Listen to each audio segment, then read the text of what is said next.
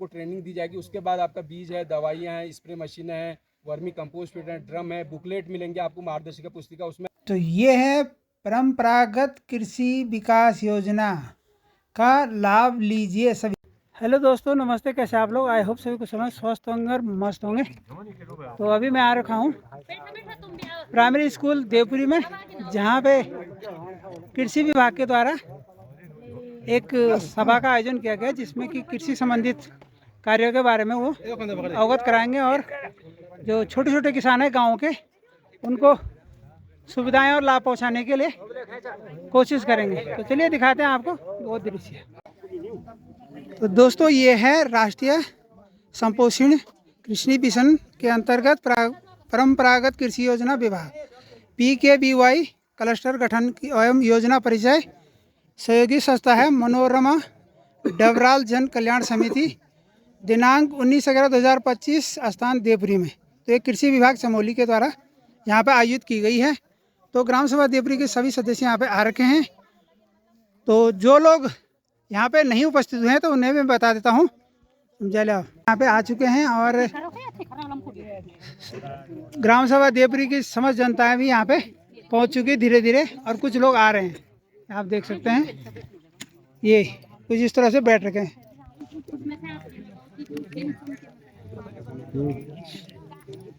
तो ये सभी आ रखे हैं अपने दस्तावेजों को लेकर के। साल के लिए है तो उसमें सभी किसानों से मांगा गया है आधार कार्ड और आपका पहचान पत्र, बैंक पासबुक की फोटोकॉपी और खाता खतौनी, जिसका नाम है उसी के ही सारे होने, और 2 फोटो तो उसमें मांगी गई थी।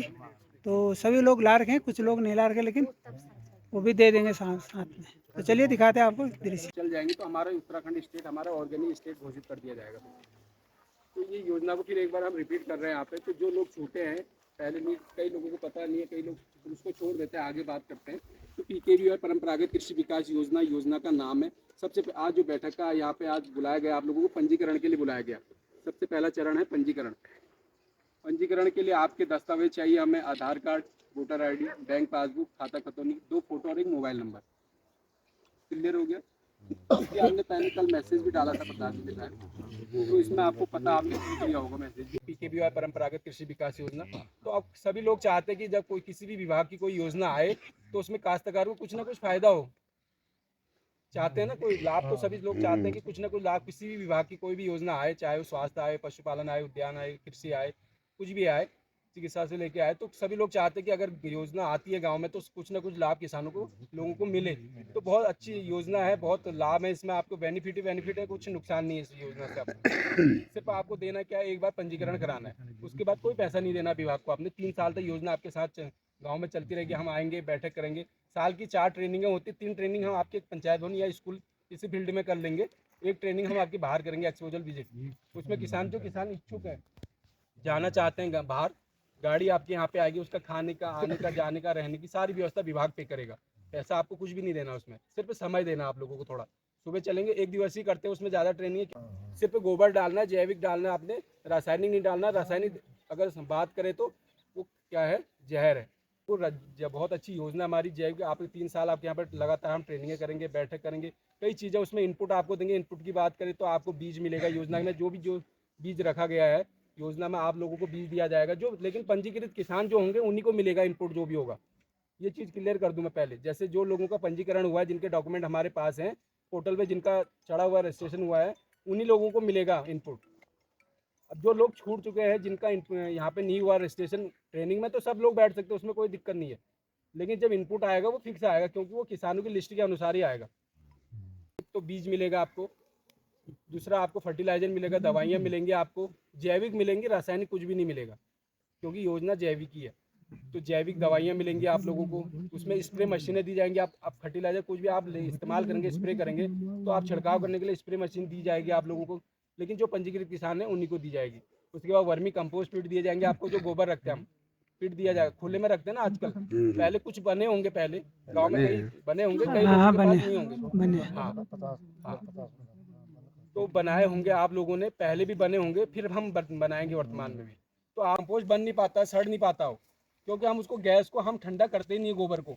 अब हमें करना क्या है, गोबर को हमने निकालना है 1 दिन पहले, जैसे आज हमने गोबर निकाल लिया, अभी हमने 1 डलिया 2 डलिया जो जितना भी गोबर हमारे पास होता है उसको हमने खुले में रखना है, सीधे पीठ में नहीं डालना है या जो ढेरी बना रहे हैं उसमें नहीं डालना है। आपने क्या करना है, एक दिन क्या करना है, उसको खुले में छोड़ देना, फैला देना हल्का, कि उसकी गैस जो निकल जाए, ठंडा हो जाए, 24 घंटा उसको देना है टाइम। उसके बाद अगले दिन फिर वही प्रक्रिया आएगी, फिर गोबर निकालने जाएंगे आप गौशाला, तो उस गोबर को निकाल के हमने पीठ में रख देना है, जो ढेरी रखी है आपने उसमें डाल देना है। उसकी गैस निकालना, उसको ठंडा करना बहुत ज़रूरी है, तभी हमारा कंपोस्ट जल्दी तैयार होगा। अगर हम गर्म ही उसको डाल देंगे गोबर को गैस सहित, तो वो इकट्ठा होते रहेगा, भाप उसका गैस निकल नहीं पाएगी, तो ब्लास्ट भी कर जाता है। कभी बार हमारे पीठ जो होते हैं ना, पीठ में अगर आप ऐसे करेंगे तो पीठ फट भी जाते हैं। तो ये चीज़ें हैं। उसके बाद आपको क्या मिलेगा, ड्रम दिए जाएंगे आपको 40 लीटर, 30-40 लीटर के ड्रम आएंगे सभी किसानों के लिए। उसमें आपने जीवामृत बनाना है, बीजामृत बनाना है, कीटनाशक तरल खाद बनाने, उसमें उसकी ट्रेनिंग दी जाएगी। वो इनपुट धीरे धीरे आएगा, ऐसा नहीं कि कई लोग कहते हैं कि हमें स्टार्टिंग में 3 साल की योजना, तो धीरे 3 साल के अंतराल में वो लगातार कुछ ना कुछ आपको दिया जाएगा। 3 साल तक ये चीज़ें आपको मिलती रहेंगी, कुछ ना कुछ आपको हर साल दिया जाएगा, आपको ट्रेनिंग दी जाएगी। उसके बाद आपका बीज है, दवाइयाँ हैं, स्प्रे मशीनें हैं, वर्मी कंपोस्ट फीड है, ड्रम है, बुकलेट मिलेंगे आपको, मार्गदर्शिका पुस्तिका। उसमें अब क्या करते हैं, पहाड़ों में क्या करते हैं, हम एक नाली, अगर हमारे पास 5 नाली का खेत है, हेक्टेयर की बात तो हम करेंगे नहीं यहाँ पे, क्योंकि इतना ज़मीन हमारे पास है नहीं यहाँ पे पहाड़ों में हेक्टेयर वाली, तो नाली में हम बात करते हैं। तो नाली, एक नाली का खेत है या 2 नाली का खेत है या 4 नाली का, 5 नाली का, जितना भी आपके पास, तो हम क्या करते हैं, मंडुवे का बीज बहुत बारीक होता है, तो हम क्या करते हैं, मंडुवे का बीज 1 किलो डाल देते हैं उसमें। हमारी मानसिकता क्या रहती है, जितना ज़्यादा डालेंगे उतने ज़्यादा पौधे होंगे और उतनी ज़्यादा बालियाँ आएंगी, तो उतना। तो वीडियो को अंत तक देखने के लिए आप सभी का कोटि कोटि धन्यवाद। मैं राधेश्याम सिंह, देवभूमि उत्तराखंड के खूबसूरत से गांव देवरी से।